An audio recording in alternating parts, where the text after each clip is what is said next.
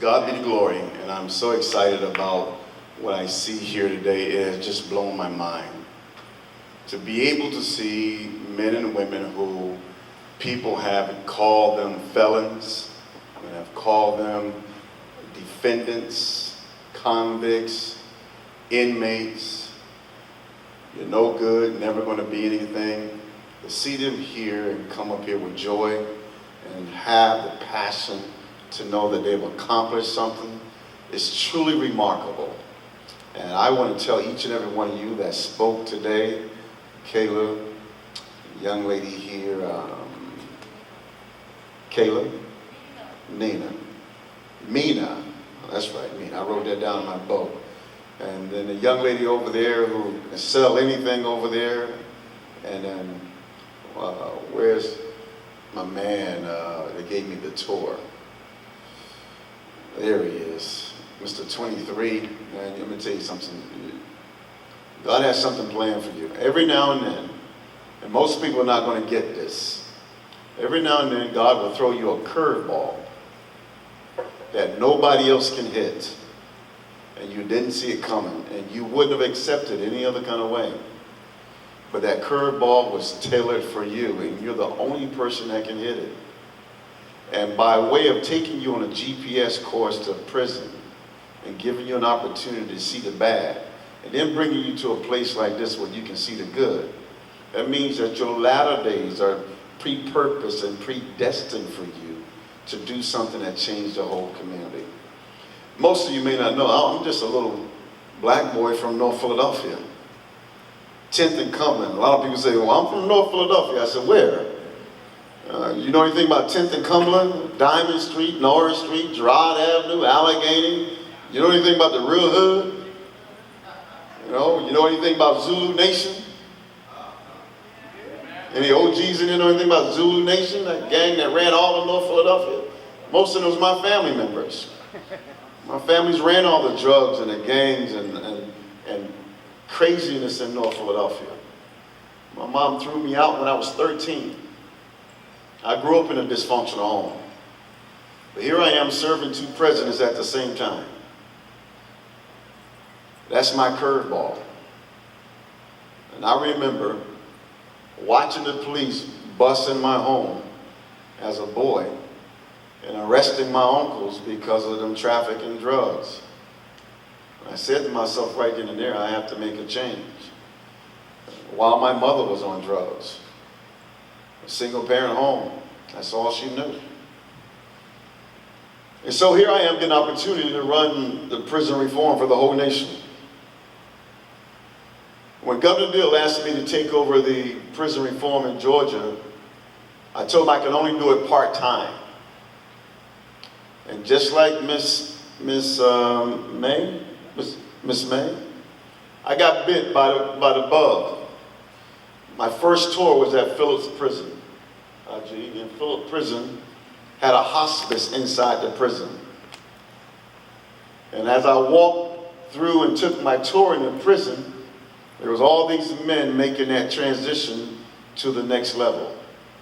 I walked up to the bed of this one man. I said, is there anything I can do for you? He said, could you just get a preacher to come by and pray for me? It kicked me in the gut. Because here's this man was making a transition to the next level in his life, in a hospice, in a prison. And here I was, a preacher, and he wanted another man or woman of God to come to him and pray with him. And my question was, where are the church? Where are the preachers? Where are the chaplains? Where's the community that believe in second chance? See, because the church can't preach about Genesis unless they first realize that Joseph spent some time in prison and made it all the way to the palace. They can't preach about Revelations either, because John, before he got his head cut off, he was writing Revelations from the prison. And then they can't preach about Paul or Silas, who spent some time in prison. They definitely can't talk about Psalms that David wrote, because he was a premeditated murderer. And then finally, they can't talk about the Jesus that I serve, because he spent some time in prison, was found guilty by religious folks and innocent by government folks. So the church has to change this whole model of giving people a chance, multiple chances. 70 times 7 is what we live by. And that we have to go inside our prisons. It amazes me that government have buildings all around our nation that house people for sin. And the church barely shows up to be the doctors of sin. So this assignment that I have, when I got a call at 5 o'clock in the morning that I was going to be appointed by President Trump to be over this reentry program, and my phone was vibrating like crazy, and I thought that maybe President Carter has either fallen or was on his way to the hospital or was on his way to heaven. That Secret Service was blowing me up because I'm on call for that at any day. There was a person saying, "Hey, congratulations, does this mean you're leaving President Carter?" What the heck are they talking about? And I saw this ad, Aji, that said President Trump intends to appoint a Georgia pastor over reentry for the whole nation. I'm like, you got to be kidding me. So right away I had to call President Carter and talk to him because he means a whole lot to me. See, most people talk about serving and servant leadership, but they don't have a servant heart. They want it on their resume that I'm serving here. But when you really get down to it, there's nothing in the heart. This man is truly a servant leader with a servant heart. It just blows me away. A few weeks ago, he called me into his bedroom and said, "I want to write a check to this program to build and pave the road to where the black people are buried at in Plains, Georgia." I go, "What?" He said, "Yeah, because the white side is paved when they go and visit the grave, but the black side is not paved." I'm like, he's at 96 and still trying to do what he can to help people with his treasure, where his heart is. And that's what IG is doing. That's what my sister back here has done. When you invest in something from your heart, you believe in it. And that's what we're trying to do on a national level. I get the opportunity to convene 17 agencies and commissions. All of them are spending money on prison reform and reentry in some capacity. HUD, Department of Education, Department of Labor, all of them. Even the Department of Interior. But they're all working in silos. There's no coordinated effort. Strategies coming together to truly move the needle. And every 4 years we have a different plan or different strategy. Then we pit people against people. R versus D. When you're in prison, you ain't worried about an R or a D. You're just worried about whether or not I can come home and find a place like Second Chance and get on my feet. I used to be the charter school commission of Georgia. I closed 3 charter schools because they were failing kids. And people was crazy. I said, listen, I know where these kids are going. If you don't get them an education, they're going to end up in prison. You stealing money, I'm closing you. You ain't educating kids, I'm closing you. So when I came here and saw a charter school across the street, and I saw this program over here, I said, man. And then when I just saw this Riverside Community Project program, I'm like, man, where was that when I was growing up in North Philadelphia? That is a coordinated effort of all the regions, all the agencies working together. If HSS is not working with HUD, something's wrong. If the Department of Labor is not working with HSS, then something's wrong. We're in this together. You want to do away with prisons? You want community policing? Get everyone at the table to work together. Regardless of who we are. Now I'll close with this, because I don't want someone to say that preacher's preaching today. I have to try to push that down. I want to tell you this here. When I first took this position in Plains, Georgia, it broke my heart to see that we still had a community where blacks was on this side and whites was on that side. And that I was becoming the first black pastor of this predominantly white church, where President Carter, his sole passion is trying to bring blacks and whites together. When I took this position with President Trump, there was people sending me all kinds of hate messages that no longer became my friend. People that I thought loved me. And then, when I went to go tell President Carter about me having an opportunity to take this position, he said, I got one question for you. I said, what is that, sir? He said, will you still be my pastor? I said, yes, sir, if you want me to.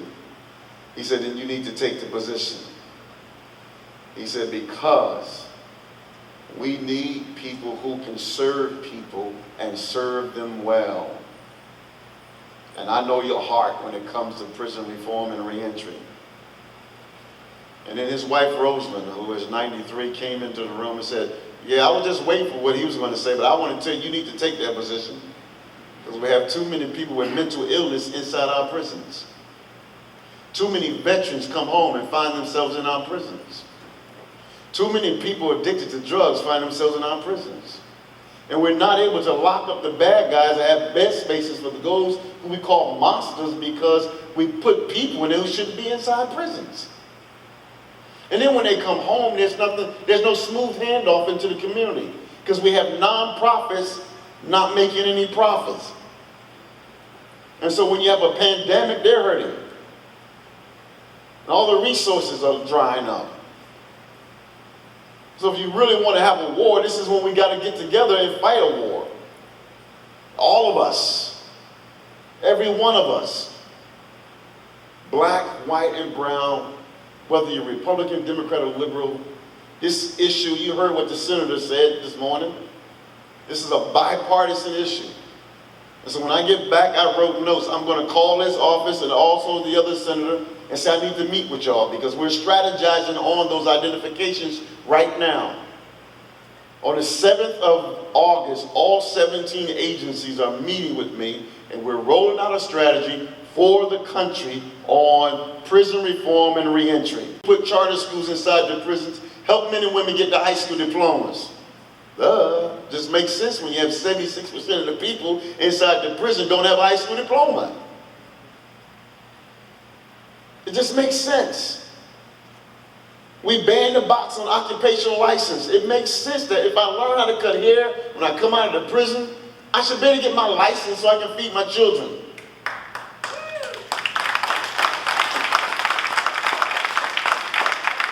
Those are no-brainers. You don't need to have a whole convening a session of hearings, bring all the politicians together to vote on. That's a no-brainer. It's a no-brainer to make sure that the agencies are signing MOUs so that a person can get their birth certificate and social security card and have Homeland Security snap IDs inside the prison so when I come home I can rent an apartment or get a job. It's a no-brainer. It's common sense. And those are the things that I'm passionate about. And since they gave me this position, I get a chance to travel to DC and live in hotels. And then get on a Facebook with my baby girl named Tabitha Naomi, who's 2 going on 15. I gotta make the world safer for her. Put your children before your face. And when you do that, you'll always do good. Put your babies in front of you. When you do that, you'll never quit. Think about the young man that you lost, your friend. Put it side by side with your children. When you do that, you'll never quit. My mother used to beat me with a braided extension cord. Somebody know about that? Not because I was a bad kid, but because I came home late from football and baseball practice. Well, that grinding with football got me to the University of Southern California, where I double majored in government economics, Trojan band. But I had a nana that said, if you come to church, I'll bake you a banana pudding. I would go looking for that banana pudding. She would take baby oil and cocoa butter and rub it into the wounds from where my mother had put on my body. And she would say, no weapon formed against you shall prosper. You shall be the head and not the tail, and everything that God has for you shall come to pass. I didn't know what that meant. But today I understand what she was doing. It doesn't matter how many times you fall or relapse, as long as you don't quit. If you ever quit, it's a trick of the enemy. Don't you ever walk away from this place. You trip, you fall, but don't ever walk away. Because people will hurt you, and sometimes we hurt ourselves, but that does not mean your future will not come to pass. One day you'll be standing up here, and you'll be telling women about prison reform and reentry. And hopefully you'll say that a preacher made a difference in this nation, and we're better off than we used to be. There are too many prisons, and we can't keep up with the numbers. Pretty soon our education budgets are not going to be as big as our prison budgets, state to state. It's time to make a difference. Time to make a change. Time to get off the pews of the church and in the warehouses and roll up our sleeves and go to work. God bless you.